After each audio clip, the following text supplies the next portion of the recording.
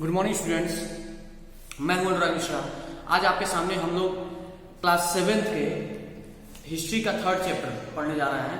आज हम डिस्कस करेंगे दिल्ली सल्तनत के बारे में। सबसे पहले मैं आपको बता दूं कि हम जिस चैप्टर को पढ़ रहे हैं इसमें हम दिल्ली सल्तनत के जो विभिन्न अलग अलग टाइम में अलग अलग जो डायनेस्टियाँ रही हैं, कौन किस समय पे क्या उस सिंहासन पर बैठा है, उसने राज किया, शासन किया है, इसके बारे में हम लोग डिस्कस करेंगे।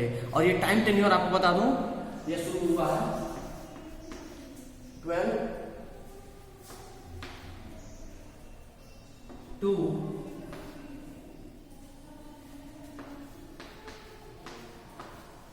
यानी अगर हम ऐसा कहें कि 13वीं शताब्दी से लेकर 16वीं शताब्दी तक यह 300 वर्षों का जो यह कार्यकाल उनका रहा है दिल्ली सल्तनत के बारे में, इसी में हम लोग डिस्कस करेंगे, इसी टाइम के बारे में बात करेंगे, जानेंगे कि इस टाइम पे, इस स्पेसिफिक टाइम में कौन कौन किस किस समय पे रहा और क्या उसकी खासियत। थोड़ा सा मैं प्रीव्यू आपको बताना चाहूंगा। 1206 और 1210 के बीच में कुतुबुद्दीन ऐबक यानी एक सिलेस डायनेस्टी, गुलाम वंश की जो शासनकाल थी वह रही थी। अब गुलाम वंश क्या होता है इसके बारे में और भी ब्रीफ हम जानेंगे अपने अगले वीडियो में, आपको उसको बताऊंगा।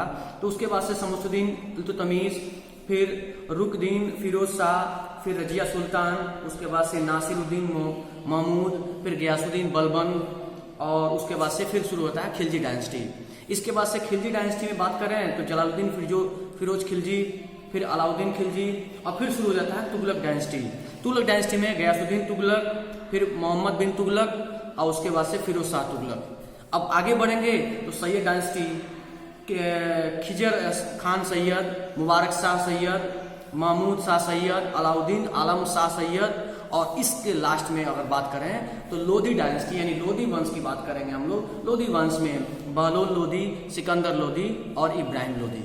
इस तरीके से विभिन्न समय में अलग अलग टाइम पीरियड के हिसाब से दिल्ली सल्तनत पे राज करने वाले राजा, यह अलग अलग टाइम के अलग अलग राजा हुआ करते थे। इनकी अलग अलग वंश थी, इनके अलग अलग डायनेस्टी थी। इन सभी अलग डायनेस्टी पे काम करने वाले, राज करने वाले राजा अपने विभिन्न कार्यों से जाने जाते थे।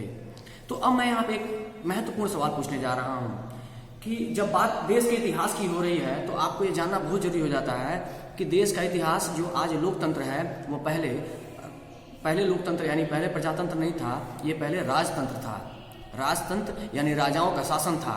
राजा और रानी के द्वारा यह शासन चलाया जाता था और उनके पुत्र, उनके आने वाले वंशज फिर वह ऑटोमेटिक उस सिंहासन पर बैठ जाते थे, राजा हो जाते थे। या फिर अगर कोई ऐसी घटनाक्रम होती है कि उस राज्य पर किसी दूसरे राज्य द्वारा आक्रमण कर दिया जाता है, आक्रमण किया जाता है, ऐसे में बात ध्यान सुनिए, या जीत लिया जाता है, तो उस सिंहासन पर उस राजा का जो है कब्जा हो जाता है। और ऐसे में उस राजा द्वारा जो भी प्रतिनिधि नियुक्त किया जाएगा या जिसको बैठाया जाएगा, फिर वहां से वो राजा बन जाता है। इस तरीके से अलग अलग समय पे दिल्ली सल्तनत में भी अलग अलग टाइम पे राजाओं का जो है नाम बदलता रहा, वंशजों का नाम बदलता रहा, वंशज बदलते रहे और समय के हिसाब से अलग अलग राजा आते रहे। तो अब जब बात करेंगे कि हमको इसके बारे में जानकारी कैसे मिली या फिर किसी को भी जानकारी इसके बारे में कैसे मिली, किताबों के माध्यम से, बुक्स के माध्यम से। हिस्टोरियन जो होते हैं, इतिहासकार जो होते हैं, वो किताबों में इन वंशजों के बारे में, इनके बारे में पूरा डिटेल लिखते हैं और उनको इसके बारे में जानकारी उस समय के वर्तमान इंस्क्रिप्शन, मॉन्यूमेंट्स, क्वाइंस, या फिर ये कह सकते हैं कि कुछ ऐसे डॉक्यूमेंट्स होते हैं जिनके माध्यम से उनको जानकारी मिल जाती है और वो उस वर्तमान परिस्थिति को देखते हुए अनुमान लगाते हैं, आकलन करते हुए तथ्यों को लिखते हैं, जिसके माध्यम से हमको जानकारी प्राप्त हो जाती है। उम्मीद करता हूँ ये वीडियो आपको काफी लाभदायक होगा समझने के लिए, इस चैप्टर को जानने के लिए। आप इस सीरीज को देखते रहिए, आगे चैप्टर को हम लोग और अच्छे से पढ़ेंगे। घर पर ये सुरक्षित रहिए, अपना पूरा ध्यान रखिए। धन्यवाद।